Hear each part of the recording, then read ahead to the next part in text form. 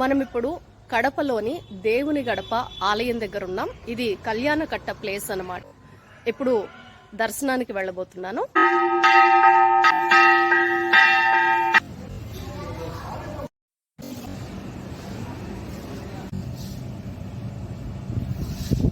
తొలి గడప దేవుని గడపలో శ్రీ లక్ష్మీ వెంకటేశ్వర స్వామి దేవస్థానంలో స్వామివారి దర్శనం అయింది. నెక్స్ట్ నేను అమీన్పీర్ దర్గాకి బయలుదేరుతున్నాను. కడప శ్రీ లక్ష్మీ వెంకటేశ్వర స్వామి టెంపుల్ దగ్గర నుంచి ఆటో మాట్లాడుకున్నాం. ఆటో చార్జ్ 80 రూపీస్ అన్నమాట. టెంపుల్ దగ్గర నుంచి అమీన్పీర్ దర్గా వరకు. చూస్తున్నారు కదా, అమీన్పీర్ దర్గాకు చేరుకున్నాం అన్నమాట. ఇక లోపలికి వెళ్ళి దర్శనం చేసుకుందాం రండి. కడపలోని తొలి గడప శ్రీ లక్ష్మీ వెంకటేశ్వర స్వామి దేవస్థానాన్ని దర్శించుకున్న తర్వాత అమీన్పీర్ దర్గాకు వచ్చాను. ఇప్పుడు అమీన్పీర్ దర్గాను కూడా సందర్శిద్దాం. కడప అమీన్పీర్ దర్గాను దర్శించాలన్నది నా చిన్నప్పటి కోరిక అండి. ఇన్ని సంవత్సరాలకు నెరవేరింది. ఇక్కడ కనిపిస్తోంది కదండి, ఆ గుమ్మం బయట ఆడవాళ్ళు కూర్చొని ప్రార్థన చేసుకోవచ్చు, మగవాళ్ళు అయితే లోపలికి అలౌ చేస్తారనమాట. అలాగే ఇక్కడ కనిపిస్తోంది కదండి, ఇక్కడ లాక్ చేస్తున్నారనమాట, తర్వాత ఓపెన్ చేశారు. జెంట్స్ మాత్రం ఇక్కడ లోపలికి అలౌ అనమాట, లేడీస్కి నాట్ అలౌడ్ అండి. బయట కూర్చొని ప్రార్థన చేసుకోవచ్చు. ఆడవాళ్ళు ఇలా ఇక్కడ కూర్చొని తల మీద ఏదైనా వేసుకోవాలండి, కొంగు అలా వేసుకొని ఇక్కడ ప్రార్థన చేసుకోవచ్చు అనమాట. మనకున్న కష్టాలు అన్నీ చెప్పి, అంటే అక్కడ బాబా పేరు చెప్తారనమాట. ఆయన పేరు చెప్పి వాళ్ళు ఎలా చెప్పారో మనం అలాగా మనం ఉన్న కష్టాలన్నీ చెప్పుకోవచ్చు అనమాట. ఈ కడప దర్గాకి చాలా విశిష్టత ఉందండి. చాలామంది సెలబ్రిటీలు వస్తారు, దేశ విదేశాల నుంచి కూడా వచ్చి ఇక్కడ కడపలోని అమీన్పీర్ దర్గాను దర్శించుకుంటారనమాట. నా చిన్ననాటి కోరిక ఇన్ని సంవత్సరాలకు నెరవేరింది. నాకు చాలా హ్యాపీ అనిపించింది. అలాగే ఇక్కడ మరొక విషయం ఏంటంటే, అమీన్పీర్ దర్గా ఉన్న ఏరియా అంతా చాలా నీట్గా చాలా చక్కగా ఉందండి. మెయింటెనెన్స్ చాలా బాగుంది. అలాగే నాకైతే ఆ చెట్లు చూడంగానే నేను దుబాయ్లో ఉన్నానా అనే ఫీలింగ్ వచ్చింది. అలాగే ఇక్కడ అమీన్పీర్ దర్గా విశిష్టత గురించి, ఇక్కడున్న బాబా గారి గురించి ఇక్కడ మొత్తం అంతా ఒక గైడ్ ఎక్స్ప్లెయిన్ చేస్తారండి. అఘోర తపస్సు చేసిన మహాతపస్వి, 40 సంవత్సరాల తాడిపత్రిలో, 23 సంవత్సరాల గండిగూల్లో స్వామీజీ గారు తపస్సు చేశారు. ఈ మా 450 సంవత్సరాల పీరియడ్లో ఏ సూఫీ 8 సంవత్సరాలు తపస్సు చేస్తారు. అందుకే ఈ దర్గాలో అందరికంటే పెద్ద గురుజీ పీరులో అని, కానీ ఈయన కన్నా పెద్ద కన్నా ఉండేది. అమీన్పీర్ దర్గా కడప ఉత్సవాలను మన న్యూస్లో యూట్యూబ్లో చూస్తాం కదా. ఈ స్వామిజీ దండ మహోత్సవం ఈ త్రూఅవుట్ ఇండియాలో ఏ గ్రంథ మహోత్సవం 3 days జరుగుతుంది, కానీ ఈయన గ్రంథ మహోత్సవం 5 రోజుల పాటు అత్యంత ఘనంగా జరుగుతుంది. అమీన్పీర్ దర్గాలో మా దర్శనం పూర్తయిందనమాట. ఇక్కడ దర్శించుకున్న తర్వాత అమీన్పీర్ దర్గాని దర్శించుకున్న తర్వాత ఆటోలో మేము బయలుదేరామండి. ఒంటిమిట్ట రామాలయానికి ఆటోలో వెళుతున్నాం. రామాలయం కాస్త దూరమే ఉందండి. మా జర్నీ పూర్తయింది. మేము రామాలయానికి చేరుకున్నాం.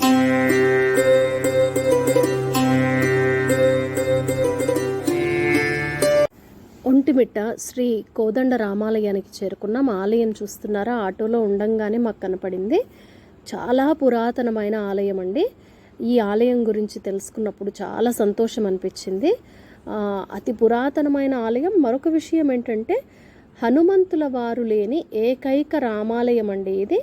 రాముల వారు హనుమంతుల వారు ఇద్దరూ కలవక ముందు ఆలయం అట. అందుకే ఈ ఆలయం లోపల హనుమంతుల వారు ఉండరనమాట. ఈ ఆలయం ముఖద్వారం ఎదురుగా ఉంటుందండి. సంజీవరాయుడుగా హనుమంతుల వారు ఉంటారనమాట. ఈ ఆలయంలో నాకు చాలా చక్కగా అనిపించింది ఏంటంటే, కోతులండి. ఎన్ని కోతులు ఉన్నాయంటే అసలు చాలా కోతులు ఉన్నాయన్నమాట.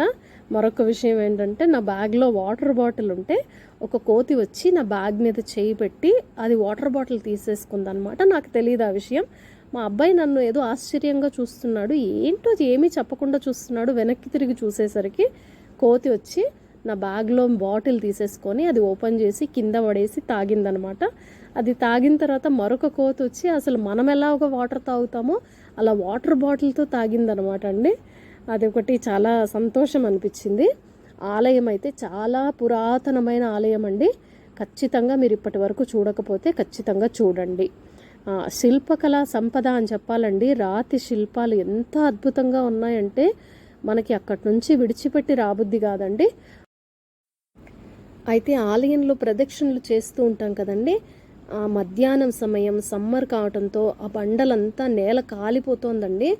ఆలయం వాళ్ళు అదొక్కటి పట్టించుకొని ప్రదక్షిణలు చేసుకోవాలి కాబట్టి ఏదైనా ఒక మ్యాట్ లాగా వేసి కాస్త వాటర్ అది వేస్తే కనుక చాలా బాగుంటుందండి. నేను ఈ జర్నీలో ఎక్స్పీరియన్స్ చేసింది అదొక్కటి అండి ఇబ్బంది అనిపించింది. కాళ్ళు బాగా కాలాయి అన్నమాట. అదొక్కటి టెంపుల్ అధికారులు మాత్రం గమనించాలండి. చాలా చక్కగా పీస్ఫుల్గా మా దర్శనం అయితే పూర్తయింది.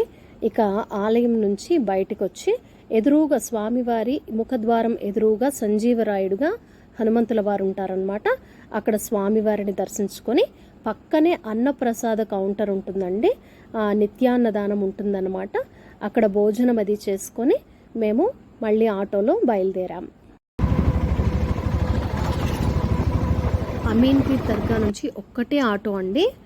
ఒకటే ఆటో మాట్లాడుకున్నాం అనమాట. ఆటోలో మేము సిద్ధవటం ఫోర్ట్కి బయలుదేరాం. సిద్ధవటం ఫోర్ట్ చూడాలా వద్దా అని సందేహం ఉన్నింది.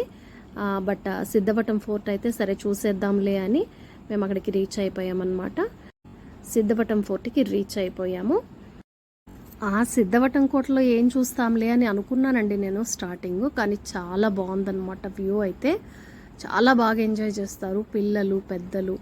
చుట్టూతా కొండలండి. చాలా బాగుంటుందండి ఈ జర్నీ. మీరు ఎంజాయ్ చేయాలి కానీ సూపర్గా ఉంటుంది. మేమైతే ఎంజాయ్ చేసాము. బట్ ఏంటంటే కొంచెం భయం ఉన్నిందనమాట. ఫస్ట్ టైం కదా నేను పిల్లల్ని తీసుకొని ఇలా ప్రదేశాలన్నీ తిరగటము దర్శనాలకు వెళ్ళటం కదా, కొంచెం టెన్షన్ ఉన్నింది.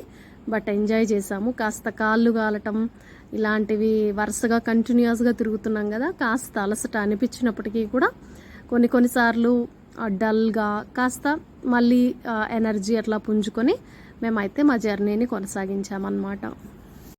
చుట్టూతా కొండలతో ఈ ప్రాంతం చాలా బాగుందన్నమాట. చాలా ప్లెజెంట్గా ఉంది. కోట అయితే సూపర్ అని చెప్పాలన్నమాట.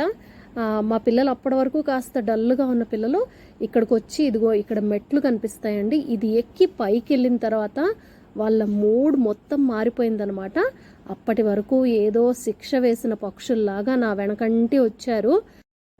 ఇక్కడికి వచ్చిన తర్వాత వాళ్ళ మోకాలు ఒక్కసారి చూడాలి, ఎంత హుషారు వచ్చిందంటే దే ఎంజాయ్డ్ లాట్ అండి. ఎంత ఎంజాయ్ చేశారంటే ఇంక ఇక్కడి నుంచి వాళ్ళకి బయటికి రాబుద్ది కాలేదన్నమాట. ఆటో అతనైతే వెయిట్ చేస్తూనే ఉన్నారు పాపం, చాలాసేపు వెయిట్ చేశారనమాట. ఇక ఫోటోలు తీసుకొని వీడియోలు తీసుకొని బాగా అసలు ఎంజాయ్ చేసి, అసలు ఈ కోట కోసం అంటండి చాలామంది రాజులు పోటీ పడ్డారంట. దానికి కూడా ఒక హిస్టరీ ఉందండి. ఫుల్ వీడియోలో మళ్ళీ మనం డీటెయిల్స్ అన్నీ చెప్పుకుందాము. సిద్ధవటం ఫోర్ట్లో మా పిల్లలు బాగా ఎంజాయ్ చేశారు. చుట్టూతా కొండలు, ప్లెజెంట్ వాతావరణం చాలా బాగుందన్నమాట. మనం ఇప్పుడు సిద్ధవటం ఫోర్ట్లో ఉన్నాం. ఎండలు మాత్రం అదిరిపోతున్నాయి, కానీ ఇక్కడ లొకేషన్ మాత్రం చాలా అంటే చాలా అద్భుతంగా ఉంది. చాలా బాగుంది ఇక్కడ వ్యూ. ఖచ్చితంగా కడప వచ్చిన వాళ్ళు ఒక్కసారి సిద్ధవటం ఫోర్ట్ని అయితే చూడండి. చాలా చాలా బాగుంటుంది. వ్యూ అయితే ఎక్సలెంట్గా ఉంటుంది. ఇక్కడ చూసారా తొండేకుంది. అలాగే ఇందాక చూసారు కదా 2 పక్షులు ఉండే, మీరు గమనించారా? అలాగే ఇక్కడ చూడండి ఇలాగా హోల్స్ బండరాళ్ల మధ్యలో. ఈ కోటకి నలువైపులా కూడా నీరు, అలాగే దూరం నుంచి ఎవరైనా వస్తుంటే కూడా చాలా ఈజీగా కనిపించేటట్టు వ్యూ పాయింట్ ఉందన్నమాట. అది చాలా అద్భుతంగా అనిపించింది. అలాగే ఈ శిల్పకళా సంపద చూడండి, రాతితో ఎంత బాగా చెక్కారో. నాకు కాసేపు అలా మెడిటేషన్ చేసుకోవాలనిపించింది. అలా కళ్ళు మూసుకొని నేను మెడిటేషన్ అది చేసుకున్నాను కాసేపు. నేను మెడిటేషన్ చేసుకుంటున్నాను కదా, వీళ్ళ మొహాలు చూడండి, వాళ్ళ ఫీలింగ్స్ చూడండి, ఇద్దరు ఏం చేస్తున్నారు. మెడిటేషన్ చేయరా? చేయవా? నీళ్ళు ఉందా?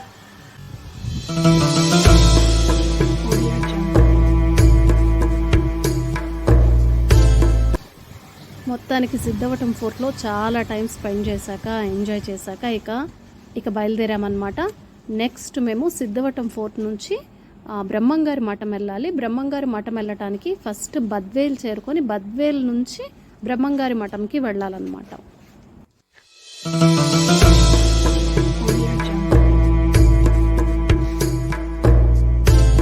సిద్ధవటం ఫోర్ట్ ఎక్సలెంట్గా ఉంది. అన్ని వ్యూస్, లొకేషన్ చాలా బాగుంది. చుట్టూతా కొండలు, ఎండ ఎక్కువ ఉంది కానీ చూడాల్సిన ప్రదేశం. తప్పకుండా మీరు కడపకు గనక వస్తే ఖచ్చితంగా సిద్ధవటం ఫోర్ట్ చూడండి.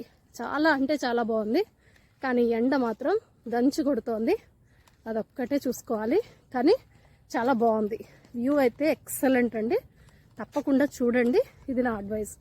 చాలా బాగా, పిల్లలు కూడా బాగా ఎంజాయ్ చేస్తారు. పెద్దవాళ్ళైనా పిల్లలైనా ఎవరైనా బాగా ఎంజాయ్ చేస్తారు. ఇప్పుడు ఇవాళ మార్నింగ్ బస్ దిగాక, ఇవాళ మార్నింగ్ నేను 6 o'clockకి బస్ దిగాక ఫస్ట్ దేవుని కడప టెంపుల్ని చూసుకున్నాం. తర్వాత అమీన్ పీర్ దర్గా, తర్వాత ఒంటిమిట్ట కోదండరామస్వామి ఆలయం చూసుకున్నాం. 4th వన్ అనమాట సిద్ధవటం ఫోర్ట్. ఇప్పుడు టైం ఎంత అయిందంటే, ఇప్పుడు అరౌండ్ 2:15 అవుతుంది. మేము ఈ 4 కవర్ చేసాము. చాలా బాగా అనిపించింది. నెక్స్ట్ ఇక్కడి నుంచి బ్రహ్మంగారి మఠం చేరుకోవాలి. మఠం చేరుకున్న తర్వాత అక్కడ బ్రహ్మంగారి మఠం చేరుకుందాం, అక్కడ షూట్ చేద్దాం.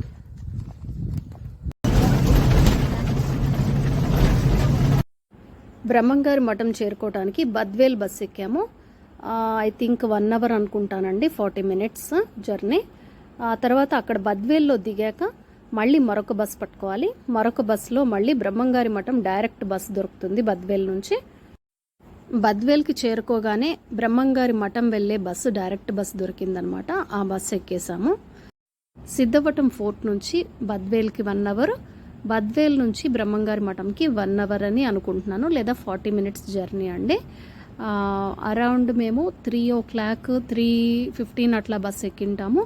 5:30కి అంతా మేము రీచ్ అయిపోయామన్నమాట. బ్రహ్మంగారి మఠంకి రీచ్ అయిపోయాము. నేరుగా అక్కడ దిగంగానే ఫస్ట్ అయితే ఫ్రెష్ అప్ అవ్వాలి. నైట్కి స్టే చేయాలి కాబట్టి ఫస్ట్ రూమ్ తీసుకుందామని చెప్పేసి, దేవస్థానం రూమ్స్ ఎలా ఉంటాయో తెలియదు కదా, అప్పటికే ఎండకి బాగా ఎండిపోయామన్నమాట. కాళ్ళు బాగా కాలడం, ఎండలో బాగా తిరగటం లాంటివి జరిగాయి కాబట్టి ప్రైవేట్ లాడ్జే తీసుకున్నామన్నమాట. కంఫర్టబుల్గా ఉండడం కోసం ఏసీ రూమ్ తీసుకున్నామన్నమాట. లేకపోతే నాన్ ఏసీ రూమ్ అయితే వేడిగా ఉంటుంది కదా. బ్రహ్మంగారి మఠం ఆ ప్లేస్ అంతా చాలా వేడి కొండలండి అవి. ఆ కొండలన్నీ చూస్తూ ఉంటే తిరుమలలో ఎలా అయితే ఆ ఫ్యాన్స్ ఉంటాయి కదండి, విద్యుత్ తయారు చేసే ఫ్యాన్స్ తిరుగుతూ ఉంటాయి కదా, అవి కనిపించాయి. నాకు తిరుమలకు రీచ్ అయిపోయిన ఫీలింగ్ వచ్చేసింది అనమాట. ఫస్ట్ అయితే బ్రహ్మంగారి మఠంకి చేరుకొని ఇక్కడ ఫస్ట్ మొక్కు చెల్లించుకునేది ఉందన్నమాట. బస్సు దిగంగానే రూమ్కి వెళ్ళిపోయి ఫ్రెష్ అప్ అయ్యి మొహం కాళ్ళు చేతులు కడుక్కొని దర్శనానికి వచ్చేసి ఫస్ట్ మా మొక్కు చెల్లించుకున్నామండి. వీరబ్రహ్మంగారి ఆలయంలో స్వామివారి దర్శనం అయ్యాక పక్కనే ఈశ్వరీదేవి మఠం ఉంటుందండి, అక్కడికి కూడా వెళ్ళి అమ్మవారిని కూడా దర్శించుకొని ఇక మేము రూమ్కి అయితే వెళ్ళిపోయి నైట్ స్టే చేసామన్నమాట. రెస్ట్ తీసుకున్నాము. నైట్ రెస్ట్ తీసుకున్న తర్వాత మార్నింగ్ బ్రహ్మంగారి మఠంలో చూడాల్సిన ప్రదేశాలు ఉన్నాయన్నమాట, అవన్నీ కవర్ చేసాం. 1 dayలో మేము కవర్ చేసిన అన్ని ఆలయాలు, ప్రదేశాలన్నీ వీడియోలో మీకు చూపించానండి. తప్పకుండా మీరు ఈ వీడియో పూర్తిగా చూడండి. మరొక చక్కటి వీడియోలో మళ్ళీ కలుద్దాం. నమస్తే.